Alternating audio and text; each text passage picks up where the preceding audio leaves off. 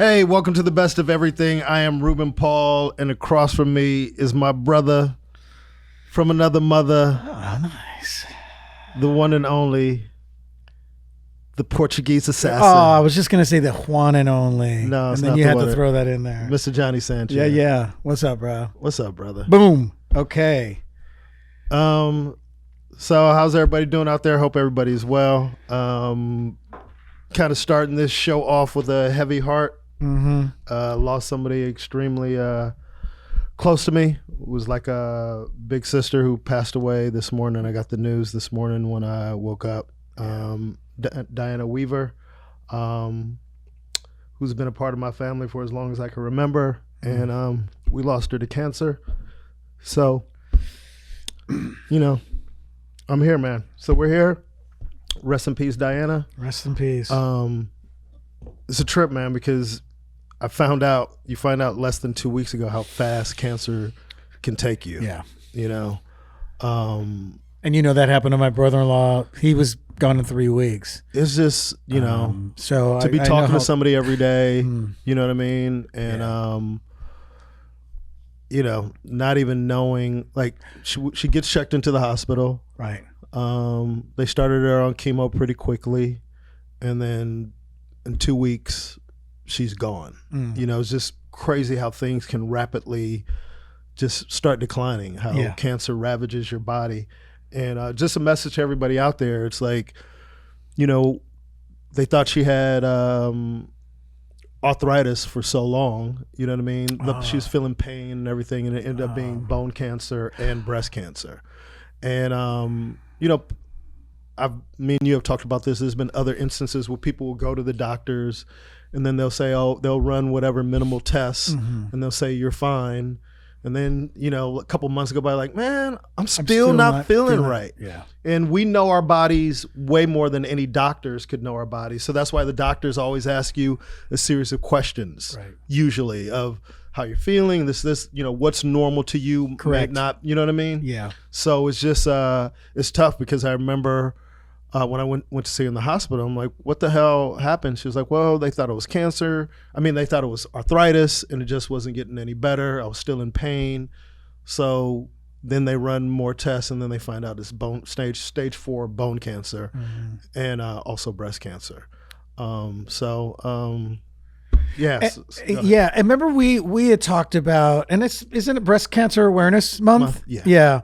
Remember we had talked about how they this is separate from cancer, but with my dad and his blood clots, he decided to take a full body MRI. Yeah. And we've said to each other, and I was just having this conversation with Chris and Renee before you walked in, and was like, why aren't we all just getting a full body MRI every year at the physical? But apparently we have to ask for that. Well, because it's all about money. It's correct. It all goes back to money. Right. And like we talked about last week on the podcast with health insurance, where we talked about unionizing and, not being able to go to the doctor, the old joke I used to do, being too broke to go to the doctor. I didn't drink out of it. It's crazy that you have to make life decisions based on finances. So there's some people out there who might want to go to the doctor. We have my friend David Liu. Shout out David Liu. I know he listens to the podcast. Yeah. For a while he just couldn't afford to go get checked out because he didn't have any type of insurance, and couldn't financially afford to pay out of pocket. Yeah. And it's just sad. And obviously Diana wasn't in that situation, but to not have the proper information or to not get it diagnosed sooner. It's tough. Same thing happened with my friend with Jesse and his mom. I remember that. Yeah. Now, it's interesting. I found out from my sister with her husband that, there was something going on, but it was also something that came quickly, and it was aggressive quickly as well. Yeah. But still, I told you, I was telling these guys that story with my dad, 25 years ago, getting his prostate checked every single year. And he was feeling some pain in his lower back and back of his legs. And then when he was urinating, and then they were having some screening with specialists. And he tells my mom, I'm going to go down there and get Remember you're telling tests. me this. Yeah. And then, my mom, of course, because you just had it done a few months ago and they're charging you. It was like $20, whatever they do, first they find it. Yeah. They find the prostate because these were specialists. But but more importantly, like what you said earlier was he knew his body and he knew something was not right. Yeah. And my godfather, rest in peace, he used to say, I remember I'd take him to his doctor's appointments and he'd, be frustrated because he had to go regularly because he was dealing with some health issues. He'd go, Ruben, that's why they call it practicing medicine. They practice medicine. They don't know a lot of times. A lot of times. Yeah. And it's up for us to communicate and sometimes demand things that aren't a part of the base package. Yeah. Right. But your dad knew what? I know the doctor said everything is cool, but something just doesn't feel right. Right. And thank God it wasn't an aggressive cancer, slow moving cancer. But the specialist says, you probably had this about 3-4 years. So those checkups he was getting, it just for whatever reason, the doctor, what is it again? The PSA, the blood test that they do, it's PSA, right? Yeah, PSA. Yeah. Things weren't showing up. But yet with the specialist, they found it. Yeah. So, I feel like we should all get a full body, at least a full body MRI and see. Well, you can see a mass here, you can see something there, but we know our whole healthcare system needs to be revamped. But on a side note, obviously, here with the heavy heart, but you got to celebrate people's lives. Yeah. And she meant a lot to me and my family. One of my biggest supporters. She came to Rubee Tuesdays constantly. Like we talked before on previous episodes, like after losing my parents, it's hard to, like, this business is hard. We talk about how difficult it is and you need encouragement. That's why it's great to have friends like you and the friends, I don't have a lot of friends, but just people who truly. We have a lot of acquaintances. Yeah. It's like cool with a lot of people, friends with very what's up, few. Man, what's up? And then, but our circle is very, very pretty tight. And then when you go through things, I think for me, the reason why I keep a positive attitude and always try to be encouraging to other people is because you never know what somebody is going through, what somebody's dealing with. Yeah. I got this news, I think, on the 20th, right before I went on stage. That's right. I literally get a text message, go on stage and have to perform. Mm-hmm. It's not the audience's fault, that somebody I care about is, dying. You still got to make them laugh, and you still got to, put on the good face. The show must go on. Show must go on. And no matter what, not to make a reference to clowns or anything like that, but we've got, our job is to go out there and make everybody laugh and feel good. And even if it's dark humor, it doesn't matter. Absolutely. Still, the point is, but that's always tough, man, when you get news. And I've told you, I've had shows with a lot of my aunts and uncles pass away, and it seems it's the weirdest thing. I've been on 80%. I feel like 70 to 80% of the time I've been on. I had a show the evening of somebody in my family passing away. It's a really, but you got that news just like literally. At least I've had hours. Before. It's like you have no time to process it, but at the end of the day, the stage is a place where, it's home. When you're up there. It is. I know. But when your mind is kind of scattered and you're trying to process what's happening. But I bet you did really well. Because that happens too sometimes. Yeah, to be honest with you, Johnny, I don't really remember. I know I got irritated by these drunk chicks in front, so my patience was a little shorter because I was still kind of processing. And by the way, because especially with a situation like that. Yeah. You're thinking about how valuable life is and how precious. And then there's these drunk girls that don't give a damn. Don't give a damn about anybody or anything but themselves. Yeah. So that's what a juxtaposition with it. But the thing with Diana was she was always encouraging. And for me, that's important because we need cheerleaders in our lives. Sure. We need that support. We need sometimes somebody to lift us up when we're down. Absolutely. And my parents did that for me, especially my mom. And, you know, as time goes on, you know, you're kind of on this solo journey and you get encouragement. Like, you got to encourage yourself first and foremost, but from outside sources, she was just one person that would always, you know, encourage me. You know, like, hey, superstar, And- how you doing? You know, like those types of. And that's equivalent to saying, "Hey, beautiful, how you doing this morning?" Exactly. Yeah. Right. You know how women will say sometimes, like, "Oh, I love what's his name, my coworker. Yeah. He always makes me feel good. He makes me Absolutely. I should. The stuff we have to go through. But superstar is a great thing to hear. Yeah. It's like, hey, superstar, how you doing? And I remember Yeah, walking into the hospital room.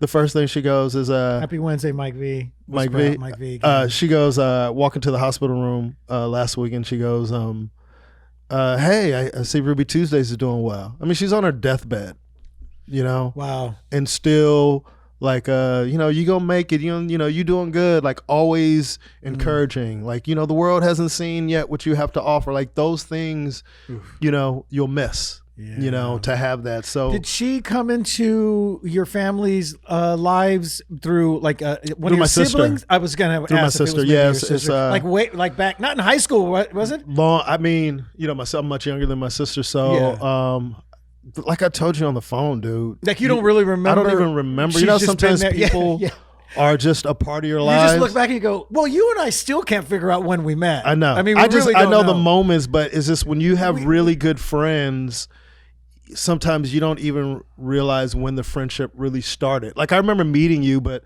I don't remember at what point we started talking on the phone. Yeah. You know what I mean? Like, how did that happen? That was the weird one, because I don't know if it was because of gigs. Because, you know, I would always recommend, you know, when we would do, I would do those Latino tours, and then they'd always ask me, you know, we want to change it up. So, you know, a black guy and a white guy, and I go, oh yeah. I kind of feel like that's where it started. Probably. That makes the most sense. For like, hey man, we're doing this. Hey, what's up, man? What's up with you? Yeah. And then I think we just gradually started talking more and more, and then before I knew it, you know, before we knew it, we were.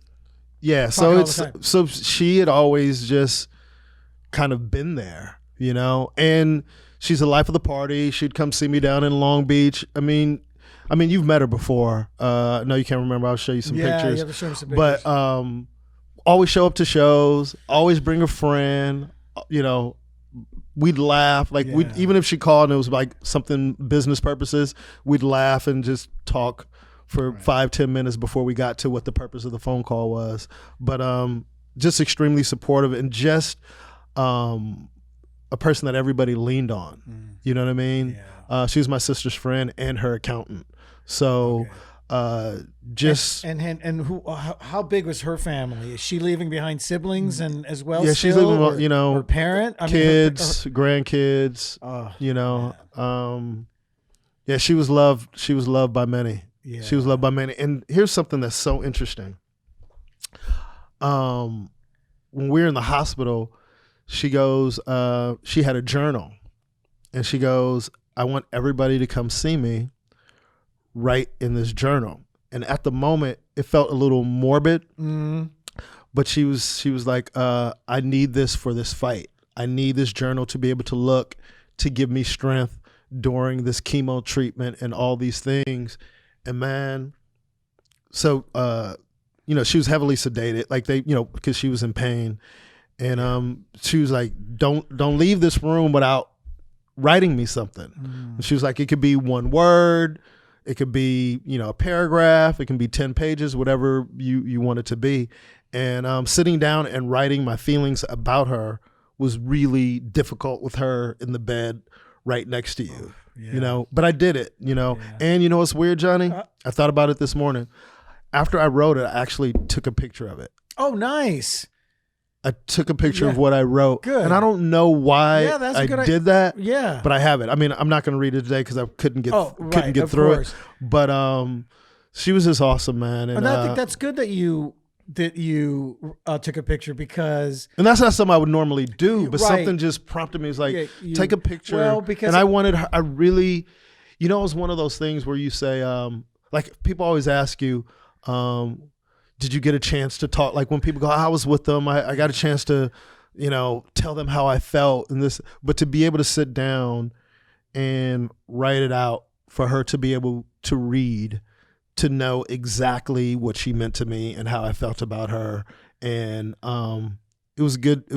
I'm so glad. Wow, that's pretty amazing. I'm so glad she did that. And I think what's great that you took the photo is whenever you feel like looking at it, you can. But you never know, man. Each year, on the anniversary of her death, you'll probably want to take a look at that and read it again. You know what I mean? Yeah. And when you run in, if her family ever.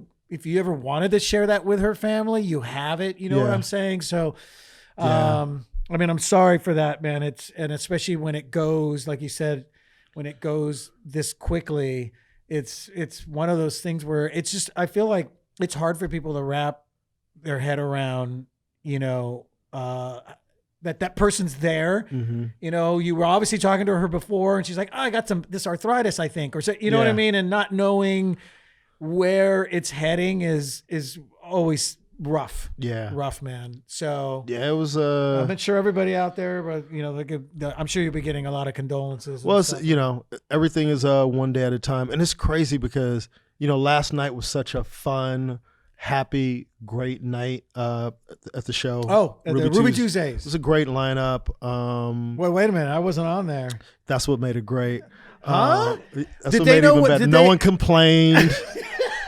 No one complained. Everybody was happy to be there. Did everybody know when they were going on? Everyone knew. Was it Red Rover? And Red Rover when again. I told somebody like, "Hey, this person is going to do a guest spot," no, Johnny, there was no complaining. Like, "Hey, this person's going to do a guest spot." Oh, okay, no problem. That's how friends usually act. Oh God.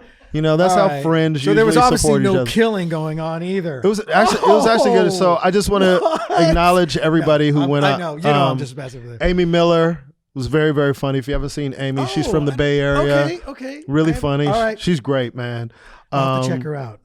And then after we had Amy Miller, we had Mike Young stopped in. Hey, what's up? What's up, Mike? Still the Beastie Boy? What's up, Mike Young? Yeah. Mike 47-year-old always Beastie funny. Boy. Whatever, man. Mike is always funny. No, I love Mike. He's gonna get you for that. What for what? That's how he does his little live things all the time. He's like, hey, so what's Mike up? Young was hilarious. Former Beastie Boy. Vinny Oshana. Vinny O'Shouting? I love Vinny O'Shouting. No, it's Oshana. I know, but that's why my do you nickname. always have to? Well, that's my nickname for him. He knows that. Love him. Whisper out Vinny O'Shouting. Get it? Whisper out to Vinny O'Shouting. Whatever. Vinny killed it last night. He was really, really funny. Yeah. Another comic. I don't know if you know Trey Stewart, but Trey. Oh yeah. Really funny. Because I've done some shows with him in Long Beach. Yeah, Trey was really funny. He came through. Yep. Tony Baker, man, was Tony. Yeah, Tony was hilarious last night. And Chris Spencer. Oh, so, Chris is did Chris go last so he can you guys stick all this stuff, huh? Nah, he was Chris is great, man. And the thing that I'm most proud of about the show, aside from the diversity. Now what is Amy? Amy, white comic. Well, that's what I thought. All right. I'm not but sounds white. Yeah. But it could have been. Yeah, no, but she's white and she's from Oakland, so snap. That's a hell of a combination. Is she a Raider fan? Oh yeah, she's a Raider fan. Of course, she's from the Bay. Well, some people are 49er fans. Yeah, 49er. But the thing that I'm proudest, one thing that I'm really proud of the show is the energy in the room, and one thing that I get, and you even say this from the comics, is like, yo, man, your show is just a fun show. It's a fun. And that's what I think that's what shows should be like. And it does have a lot to do with me because I host a room in a certain way where I want everyone to have a good time. I want set the comics up to succeed. People rarely bomb on my show. Number one, because I have great comics on my show. Yeah. But number two, if you do bomb, you're just probably not that good because the level of the comedy is so high. You know what I mean? You remember like when you're an open micer and then they put you on the show with like killers and then you go, oh, this killed an open mic because that's because you were on a show with a bunch of people who sucked. Yeah. But now you're being compared to all the heavy hitters and like, I need to step my game up. So, but for the most part, like, everybody does great and it's a fun show. And to get the response from your peers in the comments going, yo, man, I had a great time. Your crowd is really fun. And what me and you have talked about for years, the audiences that me and you thrive on are mixed crowds, man. Mixed crowds, I know. Like, But to have, and don't get me wrong, I love performing in front of black audiences. Me personally, I don't as much as I used to because coming up, all I did was black audiences. But there is something about a mixed audience that's dope.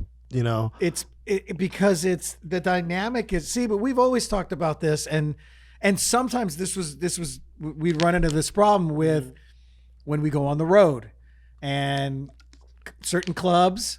And they wanted you to have. They just wanted to promote you. I remember. I used to say they'd put me. I'm sure you ran into this too. Of course, they're going to put us on anything power. Yeah, that's every radio station that has power in the title. Power in it is hip hop music and stuff like that. And I remember I used to go, oh, okay, yeah, I don't have a problem doing that. And then there were times when they would they'd have me set up to do Spanish radio. Really? Yes. You on Spanish radio would be fucking hilarious. Yeah, I had to do a couple one time before. You on Spanish radio? And there was always one dude in there that would just translate for me. The DJ guy's like, and then you leave, there's like, who invited the pocho? Oh my God. Hey, Pocho Villa right here, man. I'm proud of my peeps. Tell them what pocho means. Whitewash, watered down, you name it. It's the worst thing to be called by Mexicans. But but we've always had, and that's always what we've loved, man. Whites, blacks, Asians, Middle Eastern, Indians, Latinos. Like I've always said, like crowds. And me and you have talked about this, and also in interviews that I've done when they talk about Rubee Tuesdays is, comedy is so segregated. In LA. Well, that was my point. I think it's segregated in general, but more so feels like that in LA because that's where I came up and I know the scene. Yeah. And the clubs, they have their black night, their Latino night, their Asian night, Middle Eastern night, gay night, all. Yeah. And let me just say something. To have black rooms, quote unquote, are so important because unfortunately a lot of us don't get to work the mainstream clubs because of closed-mindedness and frankly racist views. Mm-hmm. So those rooms, of our people, of black people supporting black comics or Latino audiences supporting Latino comics, those are very important. And it's great to have that place, that home base where you could perform. But I just wanted to, if I was going to do a night, I wanted to do something different. Not only do something different, but to try to make a difference. I'm hoping a show like Rubee Tuesdays can show people, oh, wow, there's black comics and Latino comics who can perform in front of white people, and there's white comics that can perform in front of black people. Yeah. Like, everybody's so closed off, and what I say all the time, it always infuriates me when I used to hear, diversity. It would be like 4 white comics and 1 black comic. It's a diverse show. Right. But if it's 4 black comics and 1 white comic, it's a black show. It's a black show. Yeah. If it's 4 Latino comics and 1 white comic, it's a Latino show. Yeah. But if it's 4 white comics and 1 Latino comic, it's a diverse show. Diverse show, yeah. And that shit is such bullshit. Yeah. It's hypocrisy. Yeah. It's like, so that, in that spirit, it's like we need to change our way of thinking instead of having tokens on every show. Yeah, on those types of shows. But we also have noticed, and we that sometimes, but I mean not sometimes, but a lot of times for the comics who ended up doing really well on the road, some of them had to make a choice. Yeah, and they made a choice to go. You know what? This is my background. I'm really gonna stick with this. Yeah. And so now the targeting, the marketing and everything is easier because they go, this dude's going to be, we're going to go after the Latino audience. We're going to go after the Filipino audiences. Yeah. We're going to go after the Italian audiences. Yeah. And a lot of these guys have done really well. You and I have always been, although I still love to do Latinos, I love doing, going on tour and do these Latino tours because they're great. The audiences are amazing. But there's also that thing where you and I have just always felt like, man, I love to look out and just see nothing but different people from different backgrounds. Because that represents the world. That represents really real life. Yeah. And I will say this, the thing that's interesting about our business is, especially with comics, a white comic can be successful and not ever, ever, ever have to make blacks or Latinos laugh. Ever. Correct. But a lot of times for a black comic to be successful, at some point, you're going to have to make a white man. You got to make the middle America, and you can still have your base. You know what I mean? You can still have your base. Don't you think? I mean, I know this happened before, but wouldn't you say someone who did that wasn't Bernie Mac, because he was from? There's a lot of comics, man. Like, you know, who would have been before him that did it? Because I felt like that did what in terms of what? You know, didn't he come from more of the Chitlin circuit, the urban circuit? Yeah. But well, there's a lot of comics that came. Pryor as somebody that was doing the black rooms, and then he transcends it, or because he was at the store he was at the Comedy Store from early on. But he started off, you know, doing. He was before it. Yeah, he was even before. He was doing. Yeah. He came. He was in San Francisco and doing stuff like that before he came, and he performed for a lot of black people. But I mean, I do think it's important, you know, just as relatability. You know what I mean? Yeah. To be able to talk to an audience that speaks your language. Sure. So that's the thing that was so dope about King of Comedy is that, the reaction it got, because, you know, when white people went and saw that, I remember even having conversations like, wait a minute, they're selling out. I've never heard of these guys. Yeah. And they're making millions. We all knew who they were. They're making, like, Bernie Mac was a millionaire before he ever did Kings of Comedy. Yeah. The Purpose and DL and Steve, they were all making crazy bread, performing for predominantly black audiences, which is fantastic. When they came out, I knew, of course, I knew of Steve Harvey and Cedric, and I knew of DL as well. But, you know, Bernie was the one that I was not aware of him. So funny, I had not really run it. I had never really seen him on any of the, you know, when I see everybody else, you'd see them do something. Yeah. And I hadn't seen Bernie until the Kings of Comedy came out. And I remember like, wow. He was so funny, man. He was just so funny and brilliant in his own rights. And it's interesting who we let dictate. Like, first of all, there's no such thing as the best comedians. Yeah. You know, people say, who's this, who's that? I mean, even though we feel like Pryor is that guy for us, but everyone wants to constantly try to make a case on who's the best when it's all subjective. But again, when you're talking about some of the best comedians of all time, Bernie Mac is never mentioned. That's you know true. Why? Because he wasn't popular in the mainstream earlier on, you know, but people who got to see him work and who enjoyed the heart of his work and the things that he did knows he was one of the greatest ever. You know, to be able to see him live was awesome. But again, we're getting off track, but the whole point was last night felt good to do the show, and then you wake up to news in the morning and it just shifts everything, you know. And she died at 3:47 a.m. I was wondering what. It's 3:47 a.m. So she took her last breath. Wee hours. A lot. I've had a lot of family members in those wee hours. And I hit my sister yesterday, and I said, "How is she doing?" Yeah. And she's like, "They have her on a ventilator, and she's heavily sedated." And I'm like, "A ventilator?" Like, I just had a conversation with her a few days ago. Yeah. You know, but this is the best of everything. So sometimes to get to the best of everything, you got to go through tough times, because sometimes, well, not sometimes, a lot of times in life, the best things are on the other side of pain. So her spirit will live on. I will remember her words and her encouragement. She loved music. She loved to party. She loved to have a good time. Oh man, she had a great laugh. Wish I could have had some drinks with her. Laugh. Like to be at a show and hear her laughing was everything. Oh,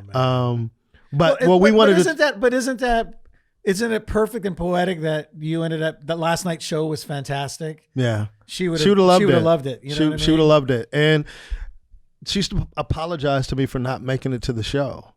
You know, she's like, "I'm sorry." I'm like, "Diana, you can't come to every Rubee Tuesdays." You know, but that's how much she supported the show, and she loves comedians. Like, she loved to laugh. She would always bring different people to the show. But you know, we kind of got off the topic of what we wanted to talk about today, because hold on real quick, because you know what, my boy Mike V brought up a good point as well.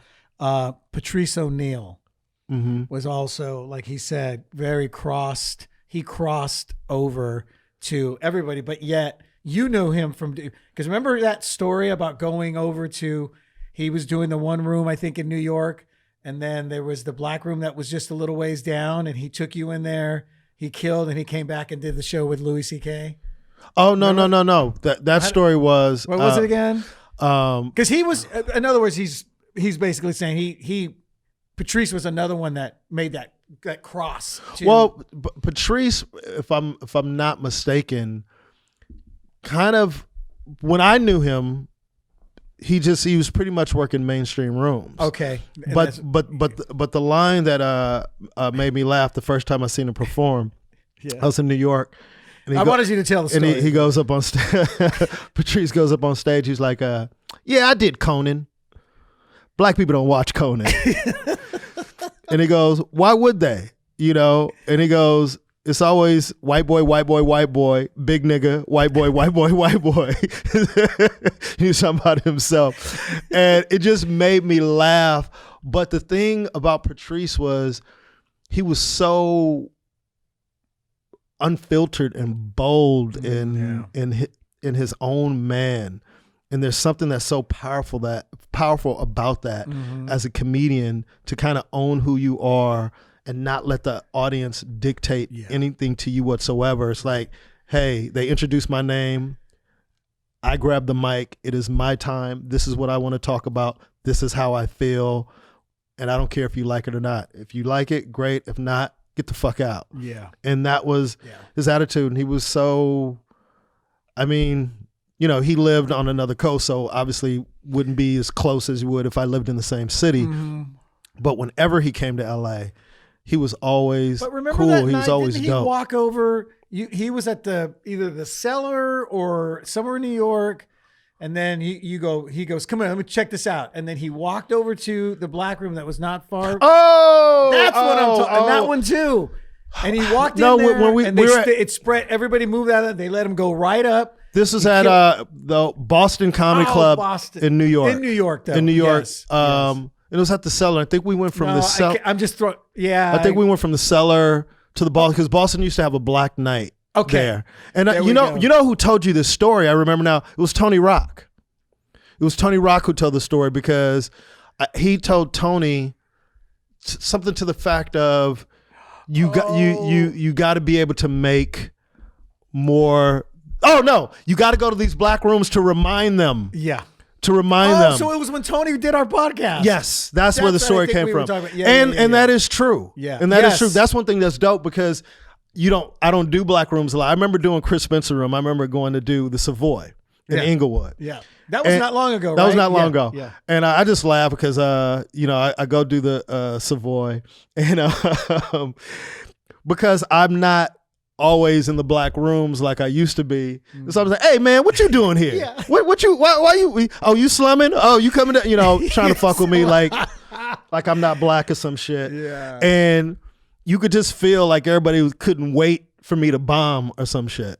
And I'm like, dude, I've been doing this shit over 20 years. Yeah. The first damn near half of my comedy career, all I did was black rooms, to a point where DL was like, "Nigga, you need to do some other shit. Right. Go perform for other people." But I was in that. Go north of Wilshire. Go north of Wilshire. Go north of Wilshire. Dude, that's the best thing ever. Go north. Ruben, will you go to north of Wilshire north. Boulevard? But I just stayed in my community and what I knew.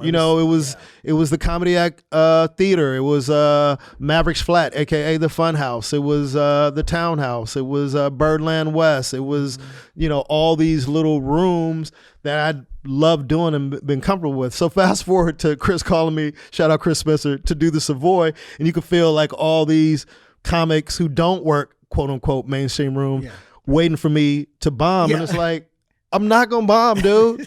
Like, this is a home game for me. Yeah.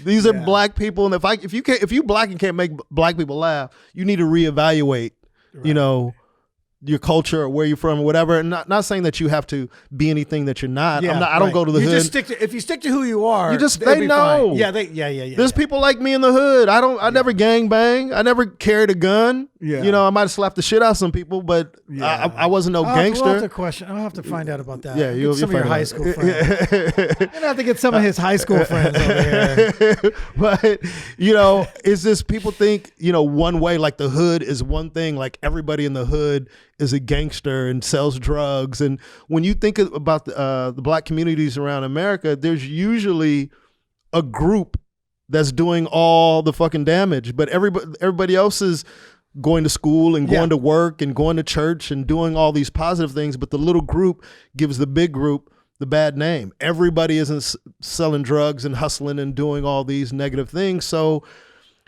the hood is more eclectic than what people think. That's man. true. Like not every single. The other kids are trying to survive. Yeah, you don't think there's black nerds? Like there's nerds and people who are goofy and you know glasses, whatever. That's we're human beings, man. We're human beings. So when you perform in front of an audience, even if it's a hood audience or whatever it is, they will recognize the truth. So if I came on stage and tried to be something that I'm not, they would see it. But if I was like, oh man, he one of them corny motherfuckers.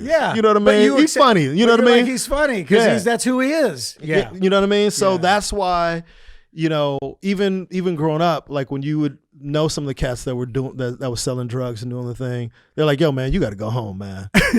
Like some shit's about to pop off. You need to go home. You ain't about this life. You ain't about this life. So anyway, long story short, I go and I kill. And then the reason why I knew everyone was expecting me to bomb, I got a phone call from somebody I don't talk to all the time. I'm like, man, I heard you killed at the Savoy last night. I go, yeah. I said, how'd you know? It's like, because motherfuckers was expecting you to bomb. Terrible, because it's such it's you can feel it. Yeah. And it's such an awful way to walk into a room because you already go, oh, these dudes are here just to see it. It's the same thing with Latino nights. Man. Like, whisper out Harry Basil, by the way. Hey, Harry Basil. Harry's like, love you guys. Love you too, Harry. Book me. So, I mean. Harry! But it's like it's comedy, man, and comedy is about being, you know, good comedy is about being honest and being who you are, and not trying to be something that you're not. It's unless true, you're doing man. a character or some shit like that. But you know what I'm talking about in general. I know. Oh, listen, man, whisper out Blas Ayala. Oh, Blas is what up, Blas? Yeah, what's up, man? Anyway, but it's true, man, because if you're just, you know, what's funny that you said that he's like, Esau McGraw, you know. When we would go carpool to Long Beach, and then we were riding back one time. You know what, man? You know what I know about you, man? Why does all your black people sound the same? Am I doing a black voice? Yeah, man. You know what I mean? But come on, man. He is kind of like, yeah, man. He's silly. I'm watching you on stage. I'm like, Johnny funny as hell, but he's silly. You one of them silly motherfuckers. That's what he told me, dude. Which is still respect, right? As a black comic, he's going, oh yeah, he's that silly motherfucker. You know dude, what I mean? there's so many different styles of comedy, and that's what makes comedy great. And Chris Spencer said something last night. He was like, I can't remember who was on stage, but he goes, we're all so different. Oh, but, from the lineup? Like, we're all so different, and everyone's killing. Yeah. That's what it's about. Yeah. Everybody on the show is different, and everybody is killing. So what does that say? It says that people have the ability to think more than one thing is funny. Yeah. Like if we're doing an experiment, that's the experiment. You have 5 comics went up. 6, including myself. Yeah. You have all these different voices on stage, different styles, different subject matter, et cetera, and everyone killed last night. Yeah. And we didn't switch audiences. Right. We didn't bring in a black audience for Tony and Chris and for Trey. Yeah. You know, we didn't bring all women in for Amy, or we didn't bring all, you know, white people in for Amy or for Mike Young. Mm-hmm. You know, it was just an audience, man, and everybody went up. Or for Vinny, we didn't bring in Middle Easterns or the Assyrians. You know, and I'm being serious on that one. Vinny, shouting. Anyway, I'm going to tell them to watch this episode. Tell them to watch. I'll tag all of them when I post it. Think I care? Now Mike you Young wonder why people call you a shit starter, man. Oh, I say it to their. I've called Mike Can I be Young honest? a Beastie Boy. You know, for you're the years. reason why we're having trouble getting guests on the show, man. I got to come out and say it. Me? Yeah, man. Why? What are people going? They're worried about me. They don't want to be attacked by you. Oh, so you know what I'll do? No, Here's what we're gonna do. Here's what, I'm just messing with you. You starting to get mad. I'm just messing with you, dude. Here's what we're gonna do for all the comics out there that are like, "Oh, is she gonna be a smart ass?" Here's what we'll do: you come on the show, you come on our show, and then Ruben, of course, you know he's the main. This is his main thing, his podcast. What are you talking about? You'll answer the questions. I'll be like this. I'll let you guys say whatever you want, and then every now and then I'll just go, "That was great." No, you can. You would never be able to contain yourself because somebody would say something. You go. I won't. And then I'll just lean in and it's like, never knew that. You'd about correct you. somebody at some point. You would, if somebody says something wrong, you would chime in and go, I don't know about that. No, I won't just because you brought it up. And I'll just be very like, wow, never knew that about you. Oh, wow. Thanks for that information. I'm going to talk like that guy. Remember the guy that used to paint on PBS? No. And now you're going to get the brush. Oh, what was the that? Afro, the white dude with the afro. That was so weird. There were white dudes with afros back in the day. I know, dude. Culture vultures. What? I never heard that. You've never heard the term culture vulture? Never? Like taking on somebody else's culture. Well, my cousin had an afro. I actually thought I had a half black cousin when I was growing up. How much work? Whisper out to Ricky, by the way, my cousin Ricky Silva. Anyway, he was the one with the afro. Does he still have the afro? No, but what does it look now? Is it all laid down? And no, it's all short. I'm going to see him on the Saturday at the reunion. What reunion? A family reunion. I got the family reunion on Saturday. Oh, really? Got the Sanchez family reunion. Even though I'll be pulling back because I'm going to be a little snooty now that I'm Portuguese, hanging out with all these Mexicans. Are you? Because the Portuguese comes from my mom's side, not my dad. This is my dad's family. So, Johnny, you're from a pretty big family, right? Yeah. On my dad's side, there was 13 siblings. So growing up, there was 40 of us first cousins.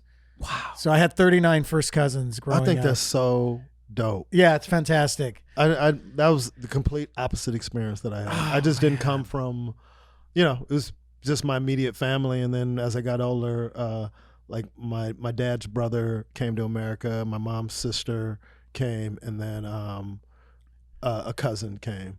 But they weren't, they were just, getting out of Haiti and trying to get a better life. But I didn't have like a lot of cousins and stuff like that. God, dude. It's fantastic. And I remember you remember how excited I was when I went to Montreal, met cousins for the first time. It's like, yo, like real like blood cousins, not somebody that your mom's saying is your cousin, right. But that's your cousin. Like, okay, he's Mexican. So how did that happen? Maybe 2% Congo. Whatever. But that's dope, man. Yeah. So is it Saturday?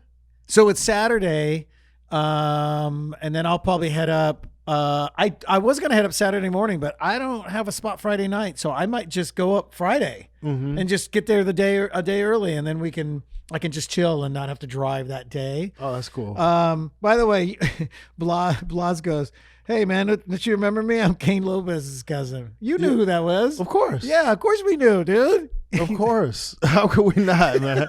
He's like, we talked about Kane the other day. Yeah, man. we were just having a conversation about. Oh, that's so. Yeah, we were. We were just talking about Kane the other day. Yeah, I miss Kane. Man. So yeah, I'm gonna go do this. So yeah, we'll have guests, and the comics will love to be on here, and they know I'll be super cool, and they don't have to worry about anything. No, I'll just mess with you, man. People like you, Johnny. Well, some people. See, well, I only like you only maybe like half you the only people. You only like about 3 people. Oh, stop. Johnny's hilarious, man. It's but just, I mean, it's who you are, which is hilarious. Like, I don't know know about that dude. He shined me once. Oh yeah, The Shining. Yeah, if you've ever, well, they would, sometimes people don't even know, like, that they did something to you until later on. You'd be like, yeah. And you'll tell them, you remember that one time? It was about 6 months ago. We're in Long Beach, and you were right. Like, Johnny will pinpoint the exact time. It's like, yeah, I said hi to you. You just walk by. I'm like, damn, Johnny, you remember everything. Yeah, you just walk by. I got it. I got a weird thing about. Remember, we pinpointed this on another episode. You get that from your dad. My dad. Yeah. Because your dad holds grudges, right? Well, yeah, because my dad's always been very welcoming to people, and hey, how you doing, and put his hand out and things like that. And I got that from him. I'm always like, what's up, dude? Hey, what's up? I'm the same way. You're the same way. Yeah. And man, dude, when somebody just shines you or just does a half-ass, like, and I keep forgetting, like we're talking about, everybody's lives are different. Mm-hmm. And I realize that there's some people who cannot mask when they're in a bad mood. Yeah. Now, I can do it. You got I'm not being phony. What I mean by that is I'm not gonna. You can compartmentalize. Like, there you go. You know, I'm here. I know I have to be sociable. Let me put, and I'm the same way. That's like I say sometimes. And again, I feel that I'm qualified to say this. A lot of times, like, we all go through things in life. Like, I'm going through something right now, but I showed up to work. Yeah. And if I wasn't going to show up, I would have called and let you guys know. And I know everybody is different, but we all need to be conscious of being respectful of other people. So when you're going through something, unless you're in a hospital bed or you're incapacitated, but just because you're going through something doesn't give you license to not communicate or tell people. Like, hey man, my sister passed. I can't come in today. I'll call you later. Yeah. Instead of just not. What if I just wouldn't have showed up today? Yeah, right. Everybody been like, "Where's Ruben? He's not answering his phone." And then I can come in a week later and go, "Hey man, sorry guys, this happened." Yeah.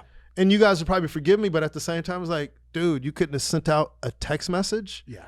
You know, you're still taking a shit. You're still peeing and doing other things. Mm-hmm. Like to take a moment doesn't. And we can text nowadays. Yeah. You don't even have to have a conversation. Hey man, I'm going, this is what something's happening. Just communicate. I mean, sometimes you don't even need to, you could just be like, hey, look, because I know if I got this from somebody that's like, hey man, I'm just going through some stuff right now. Mm-hmm. I'll explain later. Yeah. Like if you had texted me that, say 20 minutes before we were going to start or whatever, yeah, I'd be like, oh, you know what? We got to cancel. We can't do it. That's enough. Yeah. But the not letting somebody know, or the like you said, in person, if you're in a bad mood because there's things in your life going on, man, it's not the other people. It's not the fault of the people who are walking up to you saying hello. You know what I mean? So that's where that comes from. It's funny when I saw Francisco Ramos. Shout out Francisco.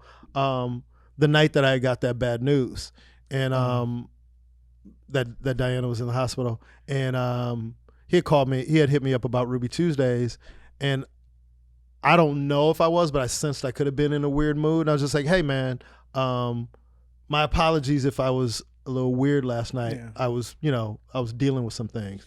And he didn't even really notice. He was like, oh, dude, that's fine. I didn't think twice about anything. Yeah. But I pride myself in being consistent. But everybody's human. We have bad days. And I always tell you this, like sometimes when you say somebody shines, you're like, man, who knows what they could be going through. Yeah. Give them the benefit of the doubt. Now, if they do it consistently, then yeah. So yeah, man, we can have guests, and the comics can know that I'm gonna be great, I'm gonna be patient, I'm gonna listen, I'm gonna be lovable, I'm gonna be kind. We're not talking about me. Oh jeez, no, we're not talking about me. Anyway, don't forget Joker this weekend. Don't forget Joker. Oh, the Joker's this weekend. It's Friday. Dude, my mind you had too much going on. It's October. It's October 2nd. Oh, tomorrow's my mom's birthday, by the way. Oh, happy birthday, Mom. Happy birthday, Mom. 83. Wow. 83, man. She can be Wow, 83. wow. Yeah. Did you what does your dad normally do for do they do anything special after all these years, or is your mom low key about it? Yeah, she's low key, and then he'll just take her to go eat. He'll go take her to eat somewhere that she wants. Oh, okay. Wherever she wants to go. But I had to remind him when I spoke to him on Friday or Saturday, and I was like, all right, because he forgot the reunion was this coming Saturday, right? And I was like, no, he goes 2 weeks, right? I go, no, it's a week. It was Saturday. I'm like, a week from today. Oh, I go the 5th, remember? He's like, oh, okay. And I go, and don't forget, Thursday is the 3rd. What's Thursday the 3rd, October 3rd? Oh, your mom's birthday. Yes.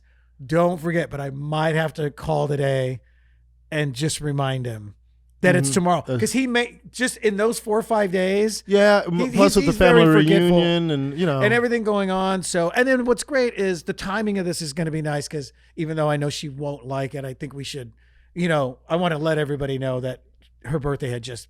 Yes, you guys should probably have a cake at the reunion and all that stuff. I mean, she probably. So when you guys have a family reunion, I've never been to a family reunion. So do you guys rent out a hall? Yeah. Oh, okay. Yeah, we're not the park Mexicans. Oh, no offense, because I think that's we're the park the next day.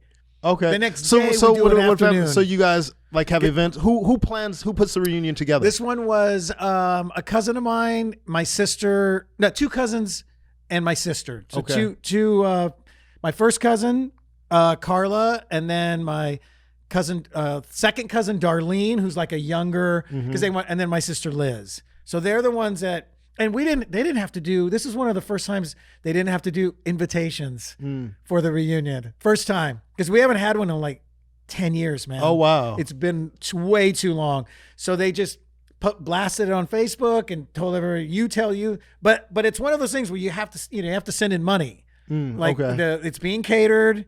So, the X amount for adults, X amount of money for kids. So you got to send that in, and then you can show up. So it's all, it's a little, it's organized. Okay. So they got a DJ. We do the meal. We do a meet and greet at 5:30, and then I think dinner's at like 6:30. How many people are you guys? And then, woo! Oh, geez. And then Johnny Sanchez gonna tear it up after that. Like whoa. I might even throw some of my popping in. Pow, wow. And then then we'll do the Soul Train towards the end of the night. That's a tradition. Got to do the Soul Train.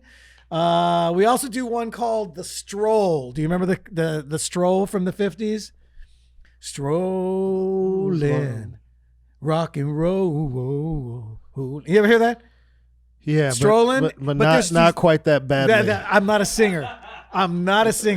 Yeah, I think we know that. Oh, guess who chimed in, man? Vinny O shouting, everybody. Johnny's been talking shouting shit about you. Tear his ass Johnny, up. stop talking.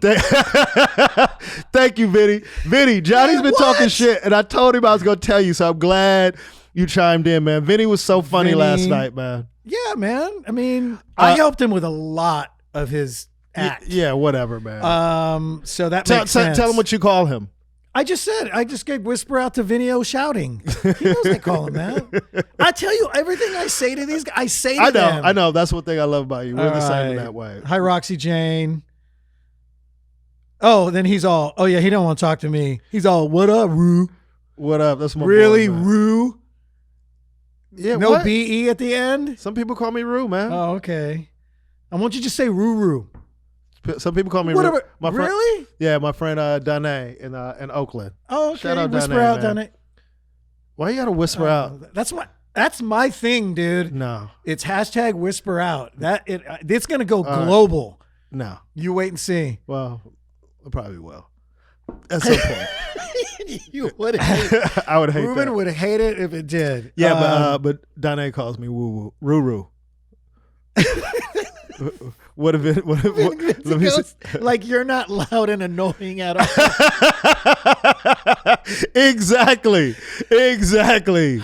See, Vinny feels my pain, man. See, a lot of people don't know what I have to put up with, man. This podcast is the hardest thing.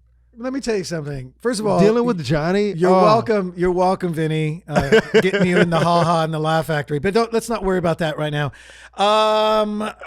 He was just starting out at the ha-ha and I got him in. But anyway. See, Vinny doesn't know you're Portuguese. He's not even Mexican anymore. I'm not. Vinny. No, you didn't hear the news. Tell him. I'm more Portuguese than Mexican. Tell him why. Tell Vinny why. I did my DNA test. And tell him what happened.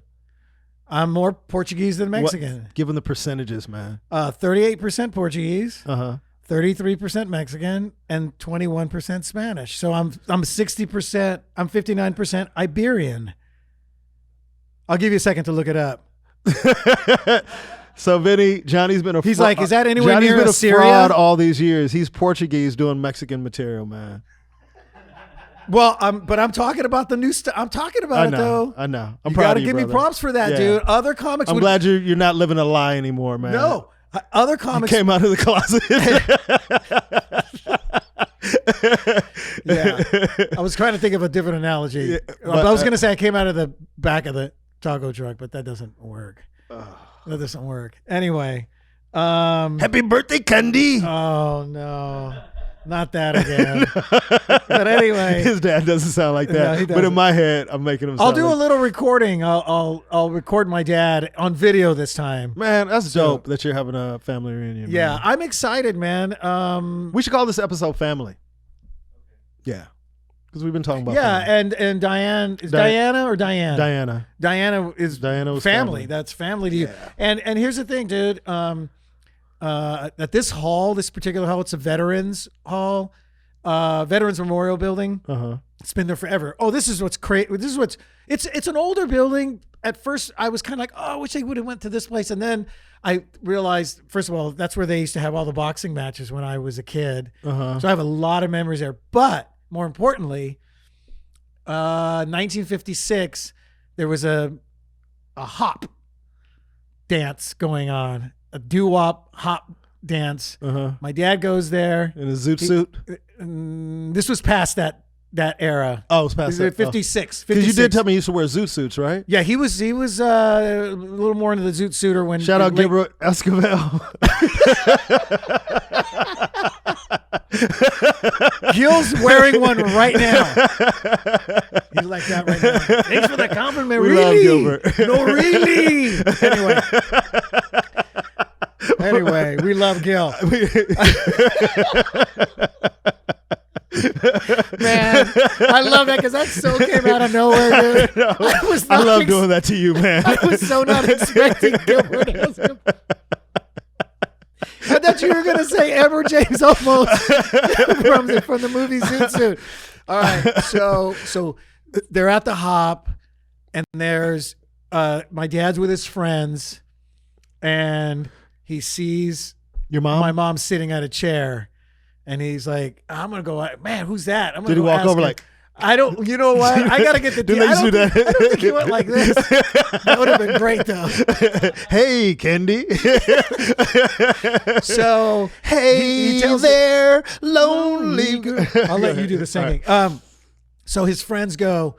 His friends like, oh man, you're not gonna. Now remember, my dad was very popular in that area, in the Tulare Visay area, because he would win a lot of dance competitions. With your dad? Yeah, dude. My dad and his sister would win competitions all the time. Two of his sisters, but one in particular, my Aunt Jenny, they would go around winning, doing all the another clue that they didn't grow up around black people. No, you know what? That's who taught them their West Coast swing style. They have an extra step in there. They probably taught them that, and then they left, and then let your dad win the contest. Oh, I see what you mean. There was no. Well, there couldn't have been any black people in that competition, man. Yeah, I'll ask my dad. I'll get to the bottom of it. I'll ask my dad that. That's a really, because maybe the blacks were doing their own. I would love to have your dad as a guest on, man. We might have to do it over there. We'd have to take you got the other stuff. Anyway. Yeah. So let me get it. So my dad, remember. He'd win competitions. He was very, very popular. But my mom wasn't from that area. She was from Lindsay, California, which is like 30 miles outside of Tulare Visalia. So, back then it's hard. She wasn't even going to go that night. One of her friends said, hey, do you want to go? There's a dance at in Tulare at the Memorial Building. And my mom goes, nah, I think I'm just going to stay home. And she goes, come on, just come. What are you going to do? You're going to stay in tonight? It's a Saturday night. You know what I mean? Friday, Saturday. Mom goes, my mom doesn't dance. She's not a dancer. She just, she'll slow dance. She doesn't know how to fast dance. So she's sitting there at the chair. My dad comes walking over and he puts his hand out and he goes, you want to dance? And he's already turning as he hears, no thanks. And he went, what? Like, I'm the shit. Like, he could not believe it, right? And he goes, what? She goes, no, thank you. That's okay. And then he walked back. Of course, his friends were like, ah, you know what I mean? So that happened. And then come to find out, he was wondering who that girl was. That turned him down. A friend said, oh, I know who that was. That's Candy. That's Candy Banuelos from Lindsay. And then he's like, oh, hey, I want to meet. He was like, because first of all, he said she was absolutely gorgeous. But it also, I think that I go, Dad, come on. It bothered you that she said no. He goes, yeah, it did. It did. Yeah. So they they got set up on a double date. And that was it. Wow. They were married. They were married a year later. So I told him at the reunion to tell the story. He should. And put the chair, because my dad goes, my dad, he said, he goes, I know exactly where to put the chair. I know exactly where she was sitting. Wow. And that's dope. Because they're coming up on their 62nd wedding anniversary in December. Wow. So that was 63 years ago, dude. Wow. Unbelievable. That's awesome, man. That's a great story. So of course, I took after my dad when I gets to high school. Anyway, I don't think you have any dancing trophies in your closet anywhere. Well, that's because I was solo doing the popping and the break dancing. I just found out Joaquin Phoenix was a popper and a break dancer, dude. What does that have to do with you not being able to? Well, Joker's coming out #1, and I didn't realize that Joaquin and Phoenix and I, he and I, much like the Joker, now we have popping and break dancing in common. So final question before we get out of here. You're having your reunion. Did most of your family stay in the area No, a lot spread. No, they aunts and uncles moved to San Jose, Sacramento, and then some moved to LA. Okay. They were like, but most of your family stayed in California. Oh, you mean California? No, I mean just initially the area. I was wondering, and then you explained that. But for the most part, most of your family stayed. Mostly everybody stayed in California. There's a few out of state, but for the most part, but we spread out from like the tip from northern all the way to southern California. Final question. So in a family reunion, when people are coming to visit, does everybody crash at everybody's houses, or do people have to get hotels? You know what? Like, how does that work? It used to be like that. Used to be like what? Everybody just crashing at each other's. There's some of that, but it's funny how I was just talking to my mom and dad about that the last time I visited them. I go, remember it was just, hey, my Aunt Mary and her brother and the boys are going to be sleeping, crashing. Get the sleeping bags out. But there was a switch somewhere, and I feel like it might have started somewhere in the late 90s to that, where everybody just started kind of getting, what's that? I guess maybe they had more of their own family. I don't know. That's interesting. But I have my sister's kids. They'll be staying with, some of them will be staying with their cousins, my other nephews and nieces. They'll crash with them like we used to. But everybody that got older and had kids, they all want to just get a hotel. So we'll go partying after, and I'm going to be. Are there a lot of hotels in Tulare to choose from? There's more now. Okay. Yeah, they've got newer ones. There's also my parents' house is stumbling distance from the Memorial Building. There's also a bar in walking distance. So, and I also have my flasks in case we have a slow bartender. Johnny's good with the flasks. Yeah, I'm good with the flasks. Remember we went to the Dodger game? And the Raider game. And the Raider game. But when you brought it out at the Dodger game, I was like, yes, that was awesome. Remember we had to dug down into the seat and poured. How about when we were at the Raider game and the lady goes, hey, what? And you're like, yeah, you got a flask. And then she goes, how did he get it in here? And then you go, they're plastic. She goes, wow. She thought that was the best thing ever. That's the best thing ever. Plastic flasks. Yeah. You don't go through the detect. It won't get picked up. But anyway, brother. All right, bro. I hope this made you feel a little bit better. I know you got a tough week coming up. I don't, they got to start making. I mean, obviously you got to attend. So let me know, because it could fall sometime next week. Yeah. Or what, I don't know. I'll definitely let you know. You know what I mean? But So I appreciate you, brother. Yeah, let people know. And one thing. Whisper out Denise Garcia. One thing that's and Ken Gar that I always stay conscious of, and I've said this on other episodes, is I'm just glad that I'm the type of person that people don't have to guess how I feel about them. You're right. I'm very expressive with letting people know how I feel. So, Diana passed knowing that I, loved her more than anything, and how important she was to me. And even more importantly, not only did I get to let her know that when we spoke, but to be able to write that in her journal. I was just going to bring that up too, if you hadn't brought it up. I think it was great that you did take a photo of it, dude. Yeah. You're gonna love having, and you can always print it up and put it somewhere for yourself. You know what I mean? Yeah. So, man, rest in peace, Diana Weaver. You're in my heart always, and thank you for everything you've done for me and for my family. So that's the best of everything. I am Ruben Paul. Johnny Sanchez. And you can listen to us on iTunes, Google Play, Spotify. Now we're on Spotify. And anywhere. YouTube. Yeah. Swap Me. Yeah. Swap Me. Walkman. If you have a Walkman, you can listen to us on your Walkman. Anyway, thank you guys for listening. Wait, what happened? Tell a friend. Share. This is the best of everything with Ruben Paul and Johnny Sanchez. We out. Video shouting. Rubee motherfucking Tuesdays. This show is all about diversity and bringing everyone together.